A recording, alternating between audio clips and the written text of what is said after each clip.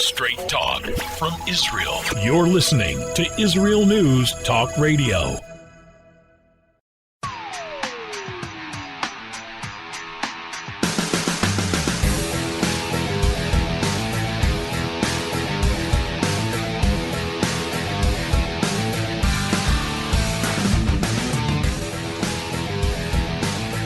How do American Israelis vote in the U.S. elections? We're going to be speaking with somebody who's been working for the Trump campaign or the Republicans here in Israel. We're going to ask him about how it was done here, because it's too late now, I think.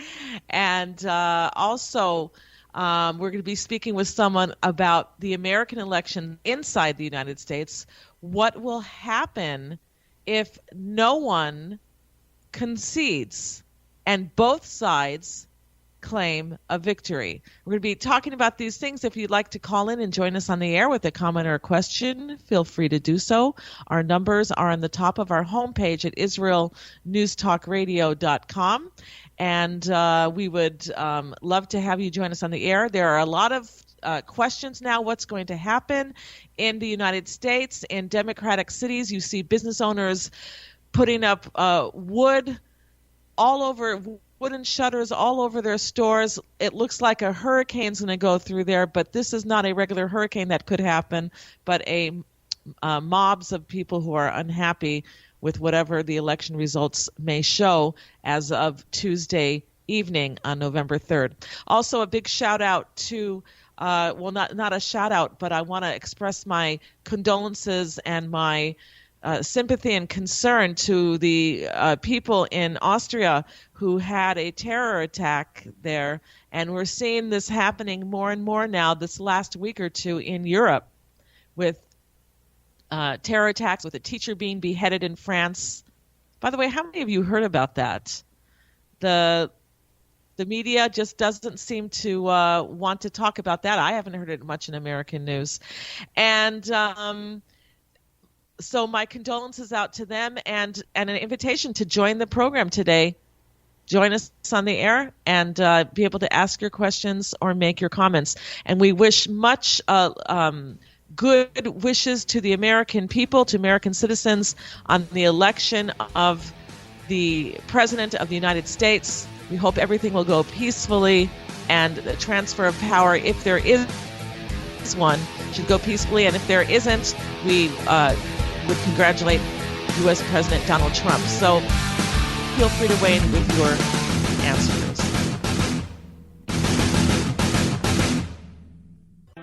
The return of the Jewish people to the land of Israel was prophesied in the Bible thousands of years ago and is coming true today. Shalom. Join me, Josh Wander, on Israel Unplugged. Listen in as we delve into the spiritual and physical aspects of the Jewish return to Zion. We'll discuss the biblically mandated, historic, and of course practical understandings of this incredible transition from exile to redemption. That's Israel Unplugged, every Monday on IsraelNewsTalkRadio.com.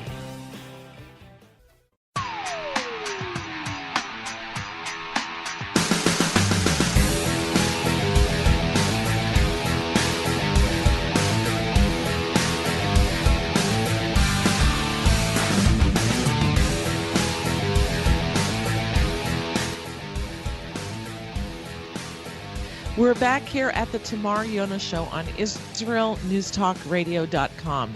And today we're taking at the U.S. elections. There is so much happening and so much to wonder about what's going to happen by the end of Tuesday on November 3rd. And we're speaking right now with somebody who actually helped American Israelis vote by absentee ballot in the U.S. elections. We have joining us Akiva Powers. He is the volunteer captain for Israel South for the Trump campaign. Shalom, Akiva. Good morning. Shalom, Tamar. How are you?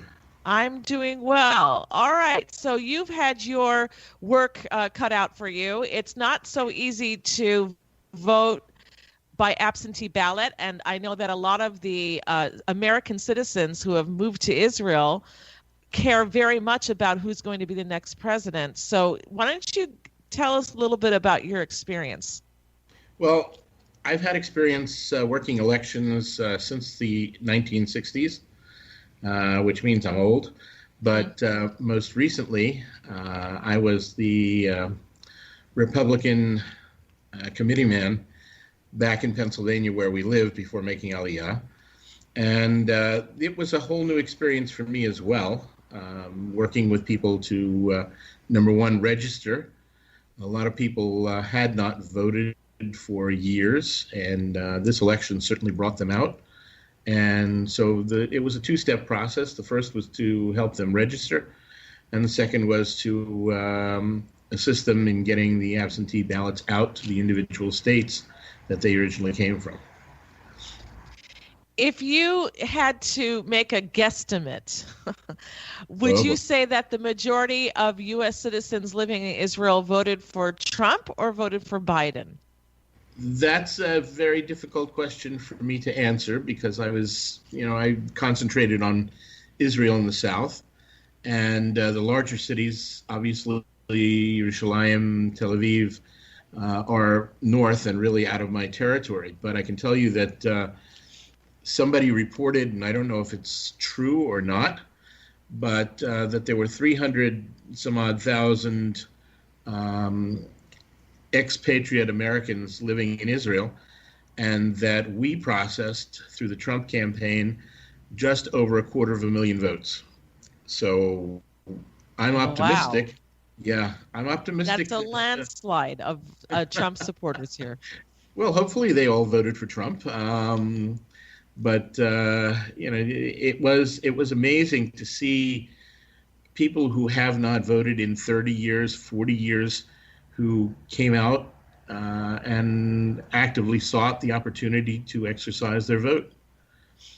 In a number of cases, children of former Americans, former people living in America, who had never even been to the United States but were U.S. citizens, also had the opportunity to vote.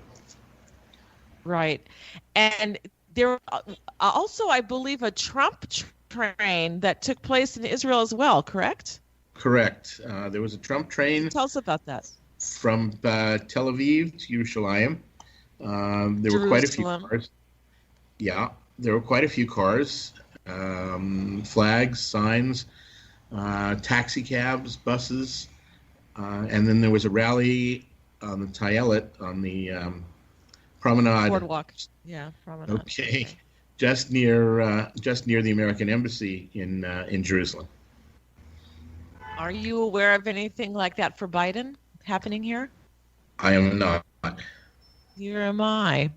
That's what's very interesting. So I would, if I had to make a guesstimate, I'm just telling our listeners, I would guess the majority of the Americans living overseas here in Israel are voted for Trump, for Donald Trump. And I would assume that that's an appreciation for him moving the embassy from Tel Aviv to Jerusalem, recognizing Jerusalem as the capital of Israel, his support for Israeli sovereignty in the Golan Heights and in parts of Judea and Samaria, correct? Correct.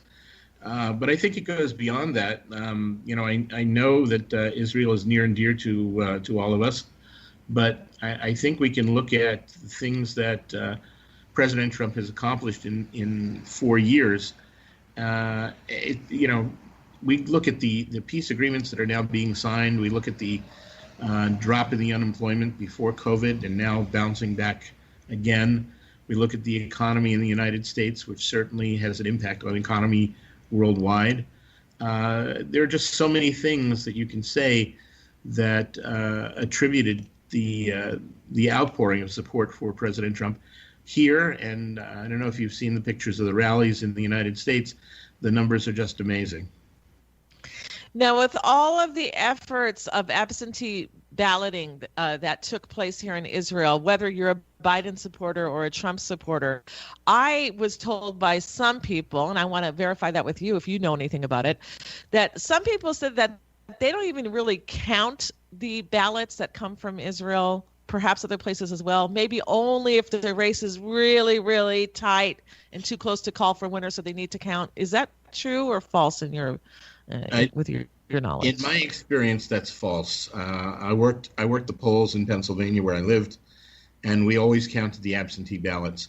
While the voting machines were being opened, there was a whole crew that was opening and counting the absentee ballots. So as far as I know, and I understand that this year, perhaps more than other years, the number of absentee ballots was tremendous. But as far as I know, they will be counted, and in some cases they have already been counted. So I believe that the votes that we sent in from Israel will have an impact. And since you have been doing this since the 1960s, my question is, did you ever come upon any type of discrepancies, cheating, anything like that when you were, working at the polls there? In all honesty, no, I did things? not. I had tremendous amount of respect for the poll judge and for the poll workers, and everything that I saw, we voted by electronic machine.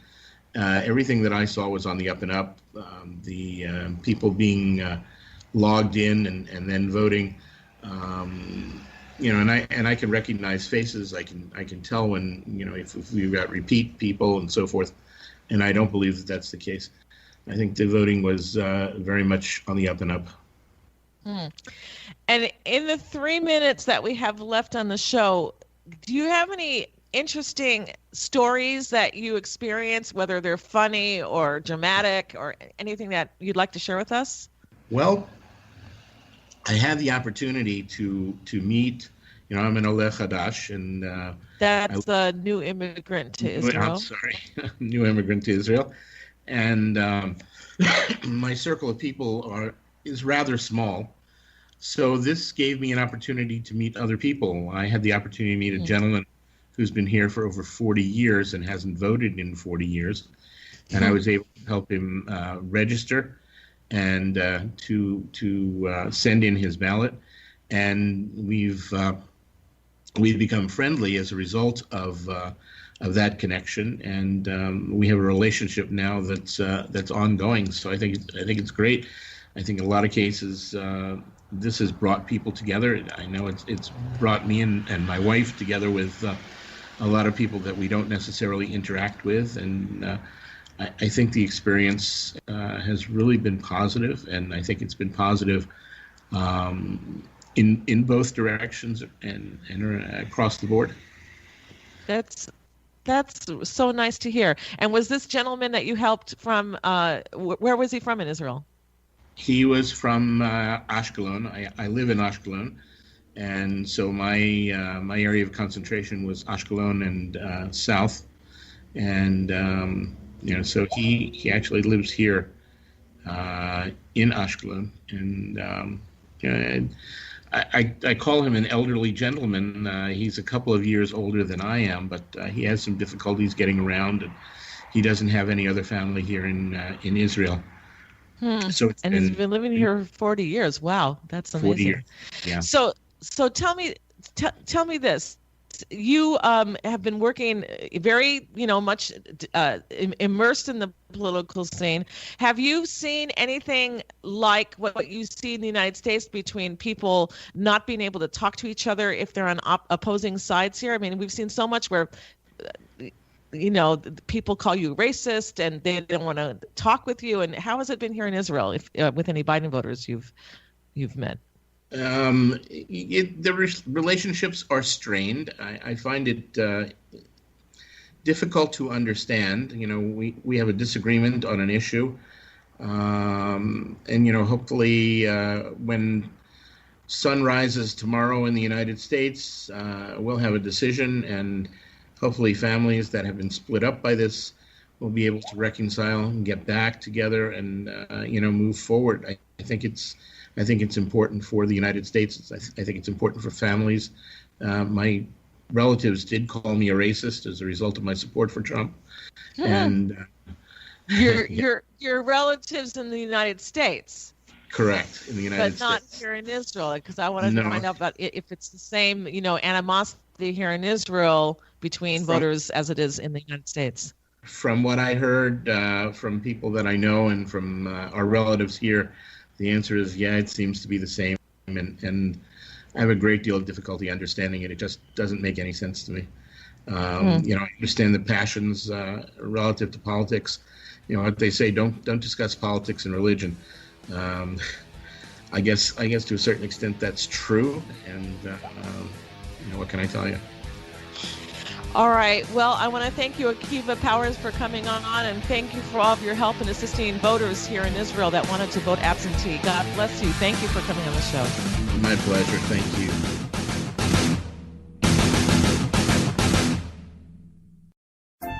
Hi, everyone. This is Andrea Siminto from Jerusalem, inviting you to drop everything and join me on my show, Pull Up a Chair. We'll visit this week's quirky stories, meet fabulous guests, and discover my Israel. Together, we'll laugh, shout, and explain the topics that make us say, hey, we've got to talk about that. So get comfortable and pull up a chair with me, Andrea Siminto, every Thursday on Israel News Talk Radio. Psalm 23, the Lord is my shepherd, I shall not want. Did you know this psalm and many others were composed by a Jewish shepherd and musician who later became a king? Would you like to know some of the inner meanings of psalms to help you connect with God and strengthen your soul? An exciting and easy-to-read book is now available which will help you do just that. Software for the Soul, Psalms for Everyone, available on Kindle, Audible, and Amazon.com. Software for the Soul.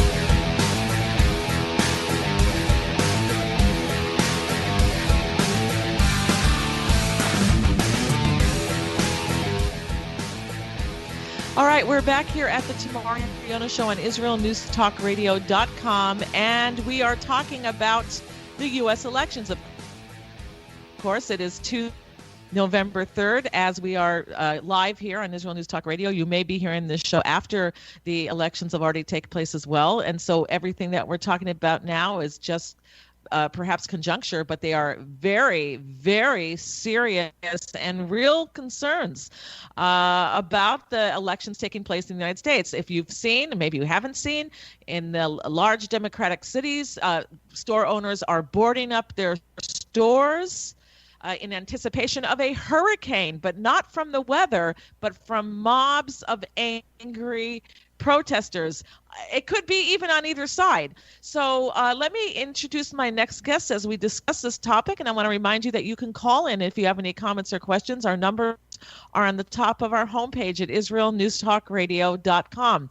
Our guest is Dr. Mordechai Ben Monachem. He's a researcher, former lecturer at Ben Gurion University, and has authored over 70 books and 400 research papers on science, history, and more. He commentates on Mideast and world issues. Welcome to the show, Dr. Mordechai Ben Monachem. Thank you. All right. My first question to you, and it's not just a question, but it's my concern, and that is we've heard Hillary Clinton say adamantly that whatever happens, Joe Biden should never, never, never concede. And my question to you is, what happens if after midnight on November 3rd, whether there's a clear winner or not, because we don't know, people are assuming that it's going to take days to count votes and et cetera, but what happens in the case that nobody concedes and they both declare themselves winners? Well, the first thing that happens in that case is a horrible mess in terms of the stock market. Remember, whatever the result, the actual result is, if it ever becomes known, and that's a real concern itself, markets can handle this way or that way. They cannot handle uncertainty. And what has been brewed here by the tremendous push towards balloting by mail is enormous uncertainty. Remember, the United States does not have national elections. Nobody is ever or has ever been elected nationally in the United States. The United States has 50 local elections, and every locale has a different set of laws. So in some cases, if tens of millions of paper ballots have come in by mail, some states allow them to have been counted before the day of election. Some states only allow them to be opened and counted at the day of election. Now, if you have 10 million ballots and they need to be counted only from the day of election, there is no way they can be counted by the end of the day. It's just physically impossible. Now, continuing on the same line, each side has now employed something on the order of 1,000 attorneys spread out all across the United States. Now, the balloting by mail is enormously complex. So you need to take your ballot. You then need to, in some places, sign it. In some places, not sign it, but add identifying information. And in some places, nothing other than that. Then you need to put it into a security envelope, and you put that into a regular envelope, put stamps on that regular envelope, and you get it into the post on time. On time. Again, there are maybe 50 different versions of what on time means. What happens if you didn't do some of these things? And for instance, you ticked it, but you didn't sign it. You ticked more than one place. What happens with all sorts of ballots that are not strictly by protocol? The answer is nobody knows. So that's all going to litigation. How long is that litigation going to take? There's a very real concern, and I'm not making any prediction here, that a reasonable level of assurance of a winner may not occur before the end of this calendar year, the end of December, 2 months from now. So that's an enormous amount of uncertainty, and I assure you, all of these enormous companies that supported the Democratic Party by fantastic contributions have all taken this into account and are going to be manipulating the stock markets in light of all of these uncertainty. They know that they're going to be making piles and piles of money within the next coming days. So give us an example of what can happen to the stock market and how would it affect Americans and the world. Well, let's take one example. You have uncertainty. So is the stock going to go down or going to go up? So if you expect it to go one way, you may short it, you may long it. As I said, stock markets hate uncertainty. So if you own a stock, for instance, in a high-tech company that like Google or Facebook or some of these companies that have been enormously supportive of Biden, I'm saying many millions of dollars in contributions. You're going to take these things into account and manipulate your stocks accordingly. Now, if Biden comes in, then clearly no one's going to investigate that or look at that. If Trump is reelected, then there may be consequences in terms of some of these things of stock manipulations, which are against the law. So we're talking about ramifications here of this election, which may last for the next 2-3 years. And what about the uncertainty of who, if they both victory, and that uncertainty comes, I mean, what's going to happen in January when the new president or the incumbent is supposed to, take office? Well, supposedly that's 3 months away or nearly 3 months away. So hopefully there will be some clarity by that time. Remember, the inauguration is supposed to take place on the 20th of January. So that gives us almost 3 months to straighten this out. But I expect to see something very similar to what we saw in the year 2000 with the mess that was in Florida, but multiplied many times. Yeah, that was with Al Gore and Bush, correct? And the Chads. Well, Yeah, Chads are only one aspect of it, yes. But I Chads anymore. don't but yes. think that the people. I don't think that the people were in the same headset then as they are today. I didn't see the violence that took place. There was still some semblance of honor and dignity and, the rules of the game. Today, there doesn't seem to be any rules. Today, it seems to be rules. You're absolutely correct. The rules have all been changed. The rule today is from both sides, and I'm not even accusing one side against the other. The rules today is maximum of violence, either street violence or verbal violence. You mentioned places of work and stores being boarded up. They're not really expecting, I wouldn't call it rioters, they're expecting shoppers, because that's the way Black Lives Matter views it. They're actually advertising on the social media that this is just a way of going shopping. You just don't have to pay for it. Okay. It's been very distressing. I'm telling you, seeing these videos of the looting and seeing that the police, the people who are supposed to keep law and order, are unable to keep law and order, and private citizens depending on the police to keep law and order. They're not unable. They're not being allowed to do it. There's a major difference here. And the police can do it. They're not being allowed for political purposes. I want to ask you also about the threat of, but the gearing up on both sides of getting their lawyers ready to fight the outcome of the elections if it doesn't go their way. Can you tell us something about that? Well, I already mentioned that each side has already put into the field around the United States over 1,000 lawyers on each side. So this is a things that both sides are expecting. They're preparing for it. They are prepared for it. They're acting on it already now. There are already cases being prepared for litigation even before the first ballot box is open for business. Remember, there are over 90 million ballots that have already been cast. Okay, and we expect thousands of litigations, thousands of them, and some of them will go to the Supreme Court.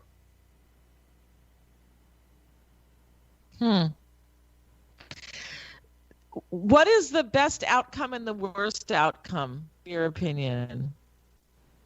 The best outcome, I mean, I've only seen one survey that predicted this, and I don't believe them. I don't believe any of the surveys, but one survey predicted that Trump was going to win in 49 states.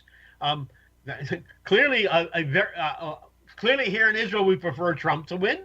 Biden has spent 47 years of Israel bashing, despite his lies and his rhetoric, while Trump has spent his entire period of doing things for Israel, for peace. But clearly, whoever wins, the best outcome is clarity. And I don't expect to be able to see that. So if that's the case, then what do you predict might happen? Oh, you know what? We'll be right back, everybody. Are you interested in transforming your life, drawing closer to the Creator, and uncovering the deeper meanings and hidden treasures in the Hebrew Bible? Then join me, Rav Yitzhak Michelson, and me, William Hall, on the Science of Kabbalah, where we are seeking to narrow the gap between what we understand of our physical and spiritual worlds. So make sure to tune in every Tuesday at 5 p.m. Israel time, 10 a.m. Eastern Standard Time, here on Israel News Talk Radio.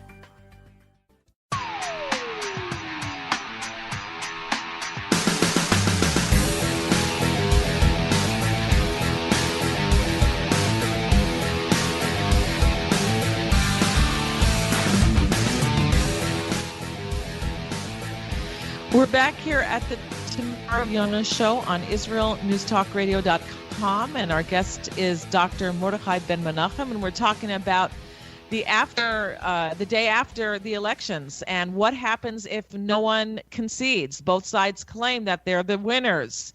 What could happen? And our guest said that we have to, number one, take a look at the stock market in the United States and see how that's going to affect it, because stock markets, when there's uncertainty, It is not good for the markets. And we're also talking about getting lawyers ready to fight on both sides if whichever side wins or loses. So you want to take it from there, Mordechai? Well, the next issue, going just logically and one step farther, is what happens with ballots that arrive late or that somehow are late, whatever the definition of late. Again, 50 different definitions of what late means, okay? So what happens with late ballots? Are they counted or are they not counted? Are they put aside? Well, one of the problems with that, technical problem, is that tens of millions of ballots were mailed to people unsolicited. Normally, if you want an absentee ballot, you ask for it. But these were mailed out unsolicited. So a lot of these went directly into the trash. Well, then you have operatives who go out and search the trash, and you may very well see districts where you have 20, 30, 40% more ballots cast than actual voters. Dead people have been receiving ballots. You know, Mordechai, my uncle always used to vote Republican. This is the first time I said this wrong. My uncle, when he used to always vote Republican, but now that he's dead, he's voting Democrat, something like that. Yeah. Okay. Didn't say that right. No excuse for murdering a joke, Tamar. All right, go ahead. But that's exactly accurate. And you have operatives that are actually going out, and this is known. I mean, this was part of the Biden campaign, was to encourage this operation in writing. They didn't even hide it. They didn't bother to say that there's anything wrong with it. They're harvesting. That's the term that they used. They're harvesting these disposed of ballots to send them out themselves, clearly with a certain agenda behind it. And as I said, you may very well see districts where there are significantly more ballots than voters. So how do you litigate that? They will be litigated. Again, we're going to be seeing some of these things litigated for months. All right. So the best scenario you're saying is that there should be a complete landslide win for either candidate. So there's very little discrepancy or questions. There'll still probably be fights afterwards because nobody wants to lose. But that would be the best scenario you're saying. And then the worst scenario would be, as you said, ambiguity. People just don't know who the winner is. You know, look, my first doctorate was in the area of uncertainty. Uncertainty is something that human beings do not handle well. This reminds me a bit of the Israeli elections, because when Netanyahu was able to form the government, we didn't know if he was going to be able to form a government, number one. And then number two, who he would form it with. Would it be with the right wing, or would he take the left wing, the left center into bed with him? We've gone through this in Israel for a long time, but it's just that it hasn't been the violence and looting and crime and lack of law and order that we've seen with citizens in the United States. But how would you like to comment on that? It's not just that. You said just, and I disagree with that word. The Israeli electoral system is designed for that type of uncertainty ahead of time. The design was built to have the election result a process. The result itself is a process which is designed to take many weeks. It can take as little as 3 weeks, or it can take as much as 6 to 8 weeks by legal design. So there's a vast difference between something which is intended and codified in law and something which is unprecedented. A very, very big difference. So do you think that there should be a quote-unquote national vote? Because you were saying before that we have 50 states that are voting. Each state has its own rules when it comes to the national elections. Do you think that it would be better, or do you think it would be more corrupt?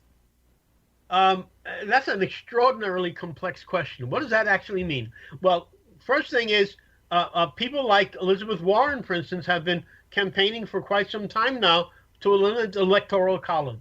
Eliminating the Electoral College would infer that you would have a national election in the United States. But that's not necessarily the case either.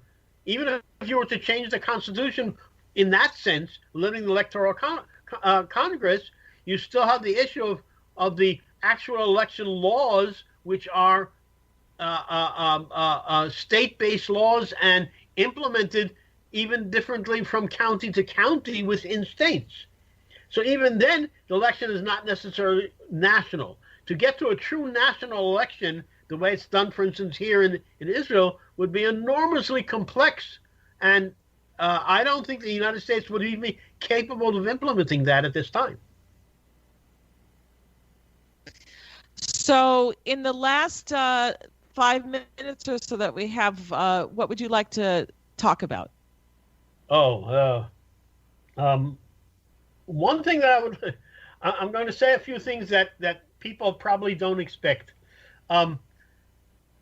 If the basis of your thinking right now, particularly according to what I've said previously now, is economic, I would advise people to look very strongly at gold. Gold is the bastion of in the case of uncertainty. So, if people are thinking in terms of what's going to happen with gold, gold is probably going to be a very good investment, at least for the next coming months. My personal view is that it'll be much longer than that. If we look at what's going on in the gold markets, I'll be very brief with this. The supply of gold has been flat now for a decade, while the demand has been rising constantly. So gold is definitely looking as though it's going to be probably a very good investment over the middle term. And I would say that concerning this uncertainty, it's probably a good investment over the short term as well. I would not. And that's your opinion, because why? You think that with the chaos of the election results, or the possible chaos of election results, that the dollar will be hurt? It's not a question of the dollar. Gold is the how do you say it? Miklat. Is the safety mechanism in times of uncertainty. It always has been. That's been the case for the last, 4,000 years or so. Gold is where you go when things are uncertain. It's always been like that. It will remain like that for as far as humanity is capable of seeing right now. So we're talking about uncertainty. We're not talking about good for the dollar or bad for the dollar. That's a much more complex question. Okay. And so, everything I want to say, it's speculation, and I've done a lot of that, but I would like to get more meat into this interview. So what would you tell U.S. voters that are going to vote today on November 3rd? People who have not yet voted, and again, 2/3 of the expected voters have already voted. So we're only talking to at most 1/3 of the people. But people who have not voted yet and are still debating with themselves, I would say go with your gut. If you want the United States to be a leader and not a follower, not, how did Obama put it, leading from behind, which means leading from your behind. If you want the United States to be a leader of the world, if you want the United States to implement real peace and not make wars and create additional wars, additional strife, go with the person who is actually creating peace. What Trump has done is unprecedented, at least for the last century. He has not created a single new conflict. He has not caused deaths of American soldiers.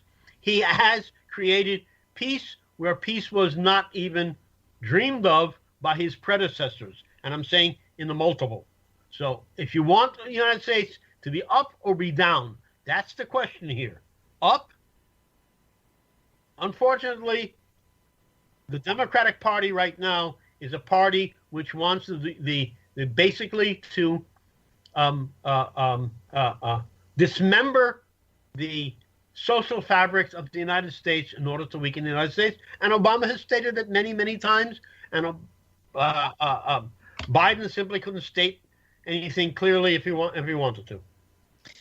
Well, Dr. Mordechai Ben Monachem, I want to thank you very much for coming on the show. I know that you're an American citizen as well. I wish all American citizens a peaceful and good elections, and it should be good for the entire world as well. Thank you, everybody, for being with us here on the Tamar Yonah Show.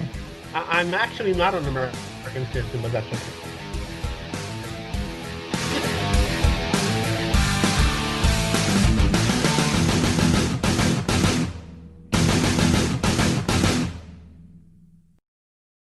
If you love Israel News Talk Radio, then you'll love our Facebook page. We keep you up to date on what's happening in Israel, plus little surprise treasures that we don't share on the radio. Go now to follow us on Facebook. Just look for the Israel News Talk Radio Facebook page, and don't forget to subscribe and follow us by clicking on the like button. We post great stuff there that you'll want to share. Israel News Talk Radio on Facebook and Israel News Radio on Twitter. If you're hearing this message, everyone else can too. Advertise with Israel News Talk Radio and get your message out to people. We'll build a personalized package for you. Contact advertising at israelnewstalkradio.com. Straight talk from Israel. You're listening to Israel News Talk Radio. Hey, this is Jake in Anchorage, Alaska, and I love listening to all the super interesting interviews and up-to-date information on what's happening in Israel. Hello, this is Anna King, originally from London, now living in Israel. And what can I say?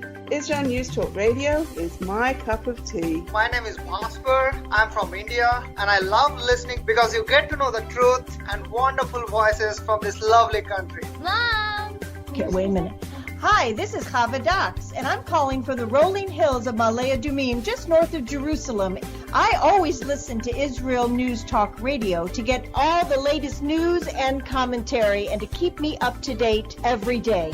This is Sarah Dax from Ma'ale Adumim, and I'm 12. I wish Israel News Talk Radio was boring so my mom wouldn't listen to it all the time.